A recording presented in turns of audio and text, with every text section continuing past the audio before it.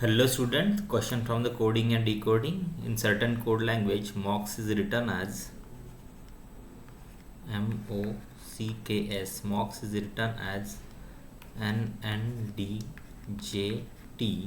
So first we write the code of this alphabet. So here it is 13, 15, 3, 11 and 19. The code for N is 14, 14, 4, 10 and 20. So the 13 become 14 means plus 1, 15 become 14 minus 1, 3 become 4 plus 1, 11 become 10 minus 1, 19 become 20 plus 1. It means the logic is plus 1 minus 1 plus 1 minus 1. So we have to find the code for a flame.